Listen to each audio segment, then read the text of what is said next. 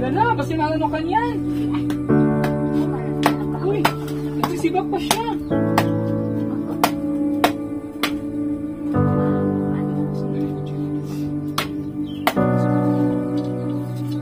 Hindi siya lang mag-isa.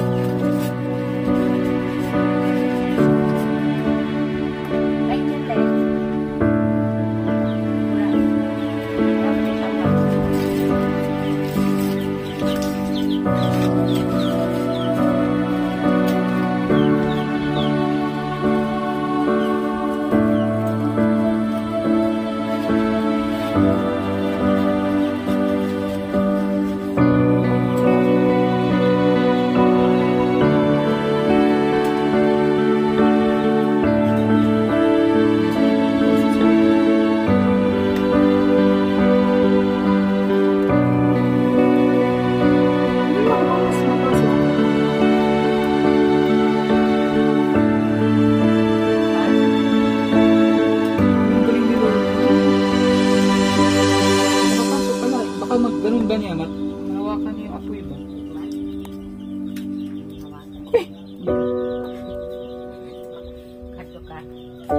Sulit na yung mga pangalan. Wow! Di ba?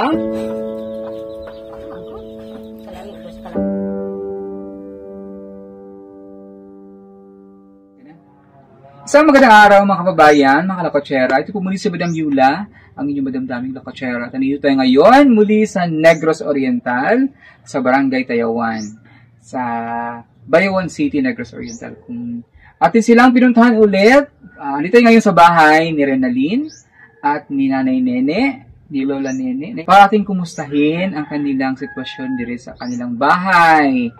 Kumusta po ang pag-eskwela ni Renalyn? At naabutan natin si Renalyn nandito. So, kumusta ang eskwela, Renalyn? Balita ko exam nyo ngayon? Oh. Wala akong may star kanina. Wala. Pero nakapag-exam ka mo? Oo, itong Lunes of Martes.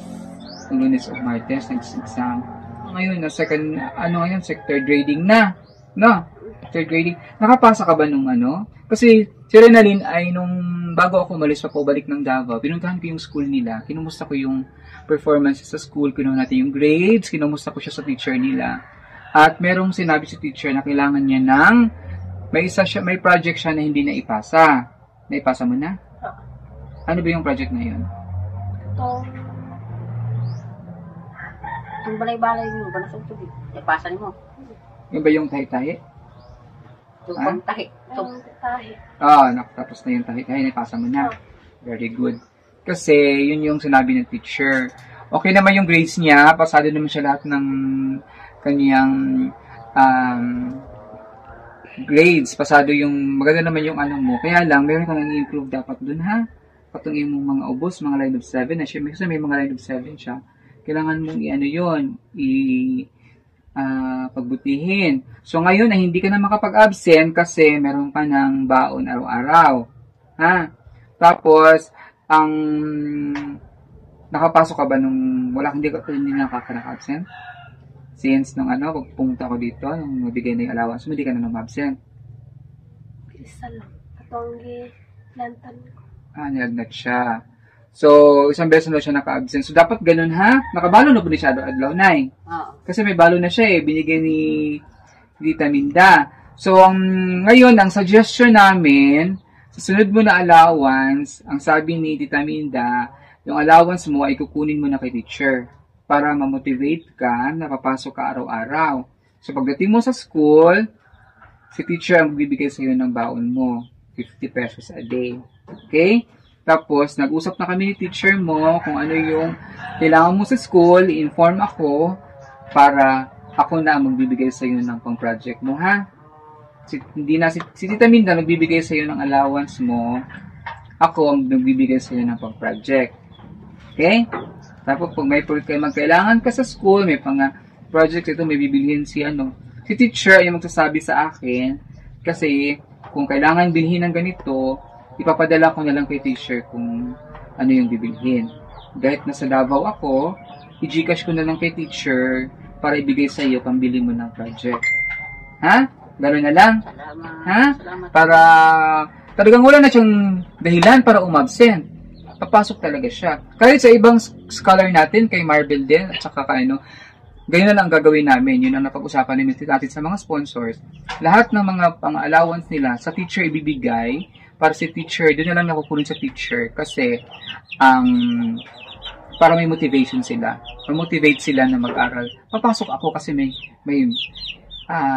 at least, kasi ang mangyayari kasi niyan, minsan, pag hawak nila yung pera, minsan nagagastos. So, paano na kung pag magastos, di wala lang. Paano kung wala ka pang abono dun sa nagastos? So, walang baon ang estudyante. So, at least doon, mayroong motivation.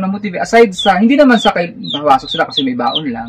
At least, isa dun sa motivation nila, pag papasok ako, hindi na akong problema yung baon na ako diretso. Kukunin ko lang kay teacher. Ganun, no? Para doon ka, araw-araw talaga walang palya, may baon ka. Kung walang pasok ang araw na yan, ibibigay ni teacher yan sa susunod na linggo kung ilang araw yung walang pasok. Na? Para hindi talaga magalaw yung ba. Okay ra ka, nanay? Okay na, okay kanina. Para hindi talaga magalaw. Tapos, ang bigas nyo naman kasi, wala nang problema kasi ang bigas nyo, meron na kayong binibigay si Tita Minda pang bigas nyo para pagkain nyo araw-araw sa bigas. So, 3 lang naman kayo dito. Hindi naman yun mauubos sa isang tulad ngayon. May naabutan pa tayo, sabi ni nanay. Meron pa pala silang bigas. Meron pa bigas nga, di ba? Na, mga kilo. Oh, marami pa. So, yun. Hindi ka na problema. Hindi ka na magtanom o ano. Kasi, di ba yung nakita yung video natin sa kanya noon, naabutan natin siya na nagtanim siya ng palay para lang makakuha siya ng 2 kilong bigas. Pagkain nila sa kailang pang araw-araw na pangangailangan bigas. So, andyan si Tita Minda, nakita yung sitwasyon niya, nag-promise si Tita Minda at nag-support na sa kanila buwan-buwan para sa bigas at grocery at baon pa. Swerte kasi may baon pa si Renalyn. So, pagigihan ng pag-eskwela, no? Magkaroon ng eskwela. Maingay pa naman kung sisiyo to. Sakit sa tenga sa mga sabihin na naman, Madam, ang ingay ng piso, sakit sa tenga. Tapos,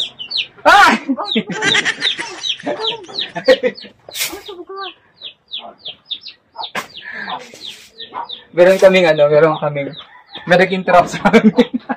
Meron kaming ito kasi may mga manok, ang ingay kasi sa tenga, masakit sa tenga pag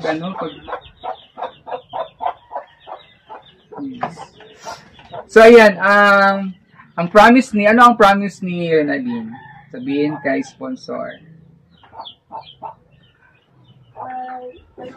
Pag-igihan yung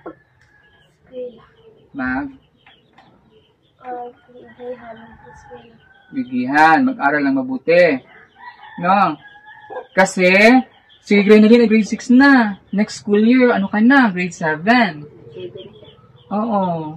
Pag grade 7 ka na, mas lalo mo pagigihan kasi lilipat ka na doon sa high school. Next school. Tapos, pag makapasa ka ngayon, pag high school mo, andyan si Tita Minda, tutulungan ka niya, patuloy yung pag-aaral mo. Diba? So, dapat ipakita kay Tita Minda maganda yung grades, ha? Ha? Nag-aaral ka ba? Nagre-review ka ba? Kasi wala ka nang excuse na kasi walang ilaw. Kasi binigyan na kayo ni Sir Paul ng ilaw. May nagbigay pa sa inyo ng isa pang ilaw para makapag-aral na. Hindi na agad matutulog. Kasi dati matutulog lang kayo pag madilim na. Ngayon may ilaw na kayo so makapag-review ka na. No? So nagre-review ba si Renalyn? Sure? Nagasulat, nagahilak kay iyahang tango, sakit. Ano sakit ang ngipon? Naunsa na yan ngipon nga. Sakit ang ngipin mo? Kay? Sige sa May buho? May may bangag? Sige sa lula, ipasa ko ng ugma lula. Unsaon ako ni. Sige sa hilap sila. Ikaw ba sige sayok na ha? Inom na ka paracetamol kung sakit ang ngipin. Tsaka pabunot mo yan. Kung may libreng bunot dito, ipabunot na may mga dentist. Wala no? Bayawan ka na. Bayawan siya. Kasi masakit daw yung ngipin niya. Minsan nag-iiyak ko siya kagawa ng assignment. Para tapusin lang yun kahit masakit ang ngipin. At maganda ring balita kasi meron tayong isang kababayan na taga Dumaguete. Actually, taga Malabugas siya. Na nasa Dumaguete na nakatira. Si Miss Lady Young of Dumaguete City ay nagbigay sa inyo ng bigas. So, ito ay, aside ito sa bigas na ibibigay ni Tita Minda, ito ay bigay din to ni Ma'am Lady Yang para sa inyo. So, dungag lang to sa inyo karon ha, na bugas ninyo para mayroon pa kayong magdagdag din. Ang mga problema yung bugas. Ha? Kini mga bugas na, pag kahit marami kayong bigas, ipunin nyo lang ha, kasi ibahan, para na naman, kasi baka sipin natin maraming bigas, pero yung pamigay na lang natin, ha? I-consumo ninyo, ha, Judy? Walang nag-ano sa bigas. Dapat, lang, talaga to kasi bigay ito ng sponsor para sa inyo. Pero, kung kailangan, may nangangailangan man talaga ng bigas, huwag lang tayong madamot. Nagbigay kung kailangan talaga. Diyan mga anak ko, wala naman kuha ng bigas direct. Kabalo naman sila nga wala ko, di ko makatrabaho. Oo, kasi alam naman din ng mga anak niya na kailangan, di makakita si nanay, wala siyang magawa eh. Wala siya, helpless siya. Pero at least dito nakapaggalaw-galaw pa si nanay dito, ng hugas, naabutan kong maghugas. Sinong nagsaing ngayon? Si nanay, nagsaing. Bakit si Renalyn? Agaw mo siya, kami siya kagising. Mo, askulda siya. Kasi may pasok siya kanina. May pasok ganito. So, pero pag pag ganito Sabado, siya naglungag. Siya nagsasaing. Ano ulam niyo kanina? Ginamos? Ay, masarap yung ginamos. Bagoong, masarap yun. Kasi may ulam, may bagoong. Yung bagoong ulam pa rin yun. Kadimanasan ko kaya noon na pag walang ulam, yung mantika at saka toyo. Masarap kaya yun, yung bahaw, yung mantika at toyo. Yung maliit pa, elementary days. Nag-ulam ako ng gano'n, no? Pag walang ulam, pag uwi. Kasi, gala ako. Gala ako ng elementary ako. Pag uwi ko ng bahay, naubusan ako ng ulam. Ulam ko ng toyo at saka mantika. Yan. Thank you so much kay Ma'am Lady Yang na nagbigay nito ng bigas. Actually, nagpadala siya ng 2,000. So, binili ko ng bigas. Sabi ko, Ma'am Lady Yang, ano po bang gagawin ko dito? Ibili ko pa ba ng bigas? Bili ko ng bigas para sa kanila. At kung ano-ano pa. So, ang nabili ko ay bigas. Ang sukli ng bigas ay ibibigay ko kay Lola Nene, at saka kay Renalyn, para magamit nila din dito sa inyong Panginoon Dere. But Salamat. Plus, may dala akong tcharing! 1 kilong isda. Kasi, pwede ito paksiw na lang, Nay. Tapos, kung ipaksiw, ay, pwede kasing paksiw, pwede mong pa, i-prito-pritoho na lang. No? Kaya alam mo nang pinaksiw yung, nasusubukan nyo yung inununan, yung paksiw na isda, tapos prituhin. Ang sarap kaya? Sarap naman. Ha? Paksiw na para naamoy.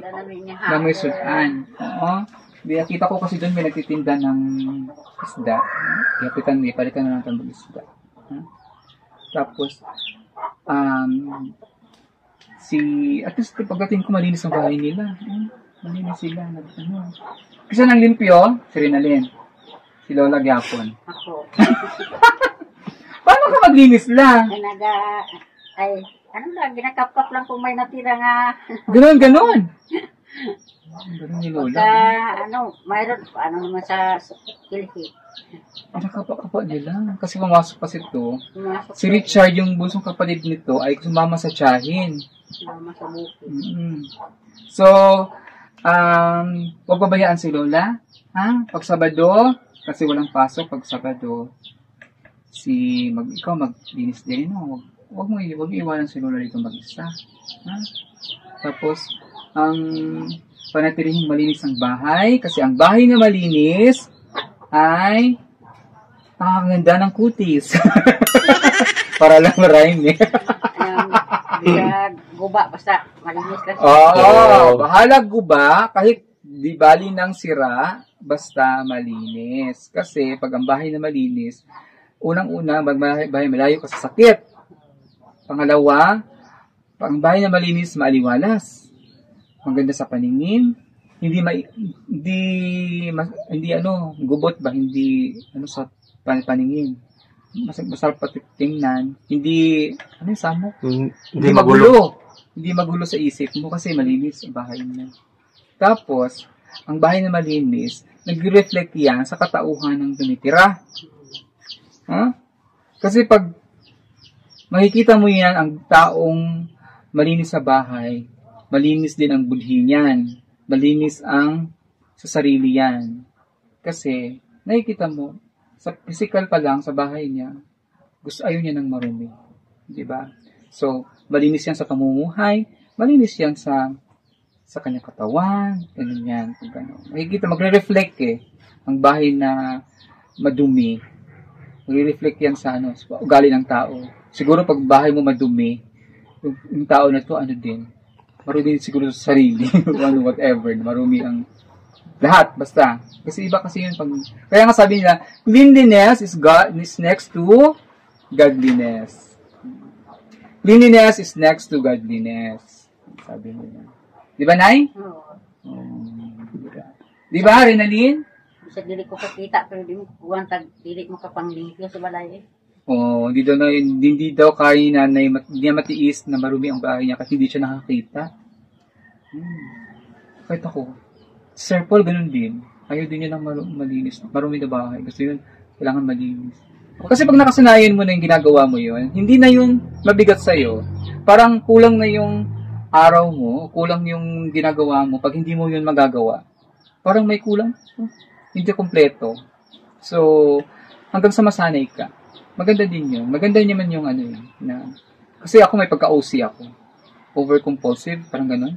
Na kahit konting sakit yun may sakit din ganun. Kung may sakit akong ganun, malaman ako yata yun sa tiyahin ko kasi ganun din yung tiyahin ko. Doon ako pinalaki, ganun. Doon ako lumaki sa tiyahin ko. Ganun kami pinalaki na kailangan lahat malinis. Wala siyang makitang madumi. So, siguro ganun. Tapos mag-arrange ka ng mga plato. Pag naghugas ka, mula maliit hanggang sa pinakamalaki. Oo, ganun siya. Hanggang naman ako rin hanggang ngayon, ganun din ako. So, kapag ganun, maganda naman yung ganun. No? Malinis na bahay. So, kailangan malinis. Tapos, umuwi ng tamang oras. Ha? Nag-barkada na ni siya, Nay. Barkada, yung barkada kinaanak okay lang yung magbarkada basta yung barkadang matino. Hindi yung barkada na dadalhin ka kung saan-saan, tuturuan ka ng mga kung ano-ano, kabulastugan, yung masama yun. So, pag ganun nga barkada, stop na. Siyempre, paano na yung pag-aaral mo? Paano na yung grades mo? Ipapakita mo yun kay sponsor. So, siyempre, mahihiya din tayo. Pakita din kay sponsor ng liit-liit ng grades natin. Hindi naman sila pinipwersa na ganito ang kagaya ng iba talaga nating mga scholars na talagang, iba naman kasi yung standard talaga ng scholarship ng, kagaya na ng scholarship ni Tita Bibi Love at saka ni Dr. Smith. Kasi, under yun kasi sa organization nila sa Amerika, sa kanilang company. So, hindi naman ganun yung kay Renalyn. Si Renalyn, ang sponsor niya ay si Tita Minda Blackinger of Germany, yung pumunta dito. Si Tita Minda, ang gusto lang niya, magandang grades. Hindi naman sinabi niyang lahat mataas. Kasi hanggang sa kaya mo lang. Pero kung kaya mong mataas ang grades, mas maganda. Kasi pag mataas ang grades mo, pagdating mo ng college, madali ka makapasok sa mga universities. Madali ka makapasok sa college. For example, dyan sa Norso, pinakamalapit natin na school. Dito sa Bayawan City. Ganyan. So, mas madali kayo makapag-college. Kung mabibiyahan pa tayo, kaya lagi natin ipagdasal si Tita Minda, laging safe si Tita Minda, maganda ang pangangatawan para makapagtulong pa si Tita Minda sa iyo hanggang mag-college ka. No. Pag mag-college ka, wala ka ng problema si Tita Minda. Paaralin ka nun. Kaya, kailangan magandang grades. Ha? So, ano masasabi ni Renalyn kay Tita Minda? Maraming salamat po, Tita Minda. Yan. At mga kong Aral na mabuti. Aral na mabuti. At anong sasabihin kay Lady Yang? Para sa bigas. Yung bigas pala, bang kunin mga bang. ako na lang. Kaya ko na kanyata to. Mabigat pala.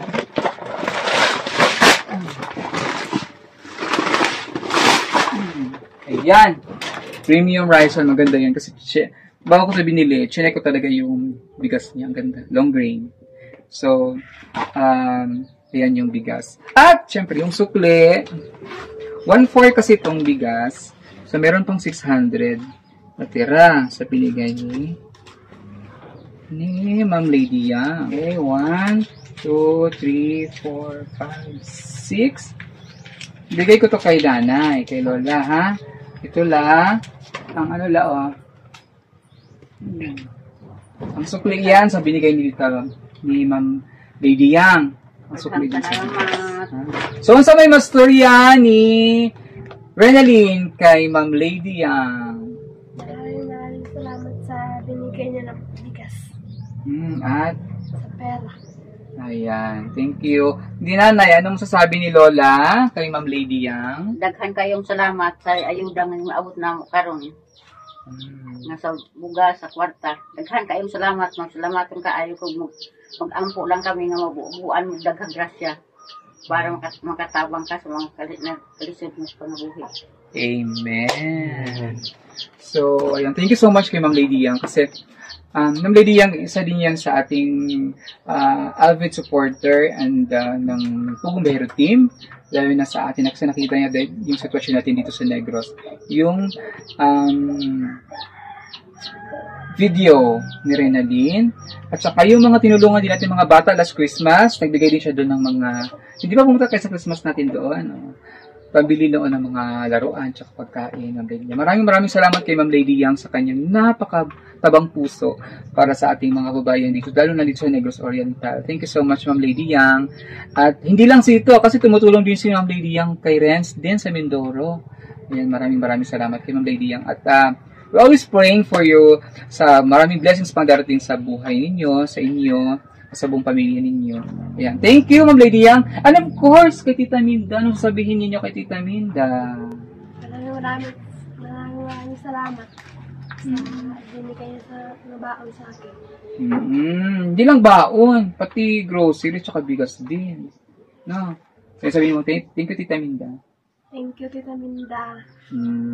Si Nanay, ano sabihin kay Tita Minda? Daghan kayong salamat, Ma'am Minda, sa imong tulong kanamo.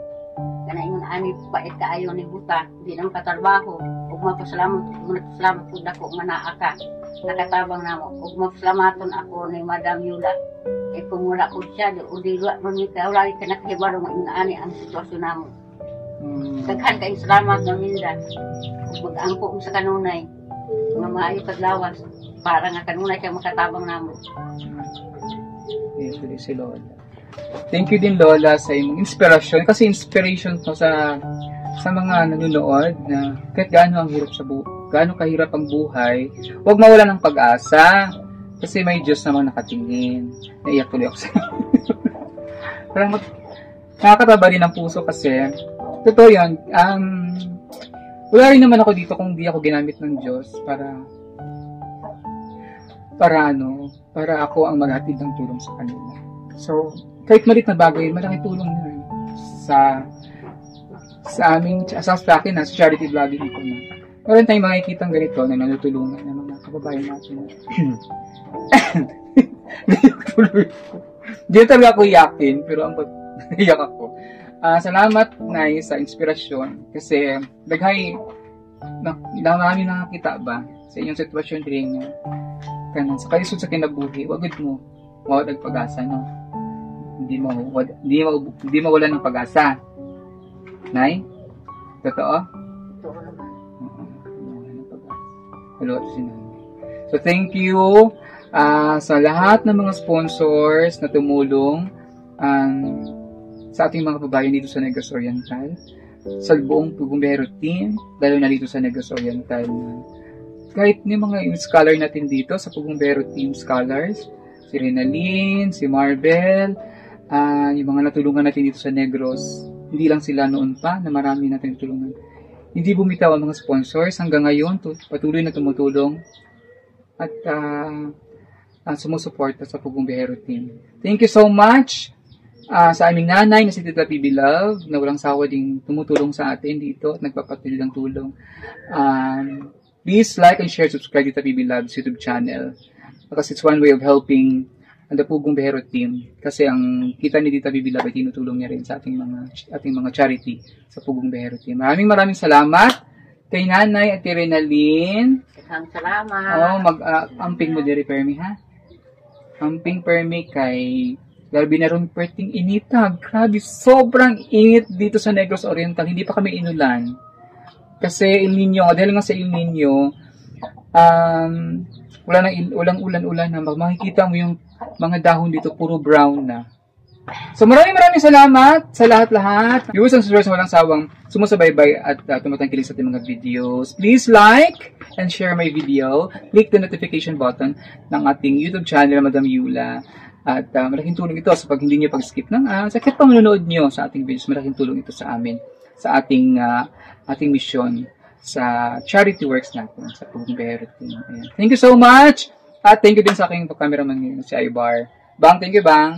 At sa ngalan po ni Pugong Biyahero at sa ating mga kasamahan sa Pugong Biyahero Team, isang maganda at mainit na araw sa ating lahat. Ingat po kayo, marinom kayo maraming tubig kasi sobrang init. Bye-bye! Bye-bye! Ayan. Maglinis tayo ng maglinisan natin yung nabili natin dun sa palengke. Para ating lulutuin. Yung una namin ito, paksiwin. At least, kasi yung paksiwin hindi nasisira, wala silang ref dito. Ano na lang, paksiwin natin para hindi siya masira agad. Tapos paksiwin kasi pwede nyo namang prituhin. Pwede na ito. Si Lola Lala, kasi malano ka niyan. Uy, nagsisibak pa siya.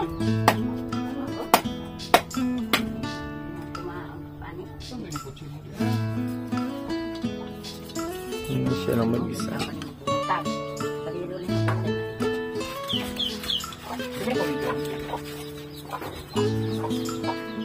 Kinalitan niya, paano niya gawin yun? Paano siya maghanap?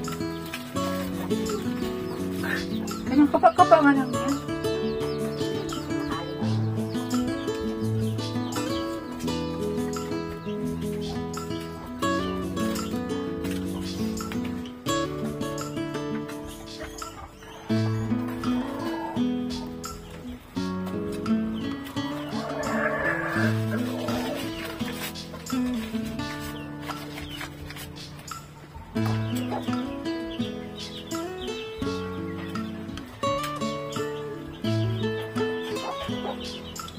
Pasok sa loob.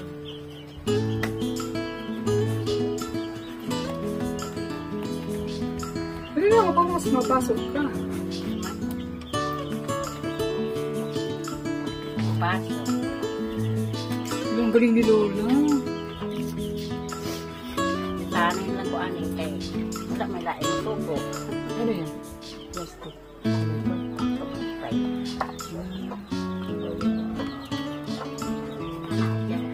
Ay, baka mapasok ka lang. Baka mag-ganun ba niya? Mahawakan niya yung apoy ba?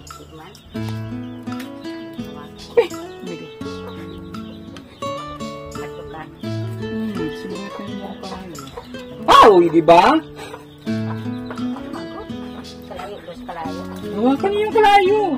Yung apoy. Hindi daw yung nakakapasok. Nasanay na siguro siya. Nasanay na ko. Kalayo. Oo. Lay, magasin ka rin. Ang hatang na pag-mo. Sino ka nila siya? Baka mapasok ka niya. Yan. Okay na yan. Ang Ang galing ni Lola. ni Lola. Partida, hindi nakakita. Hugasin lang itong kaldero niya. Tatapos ko lang mulin. Ang takot ko sa lumawa.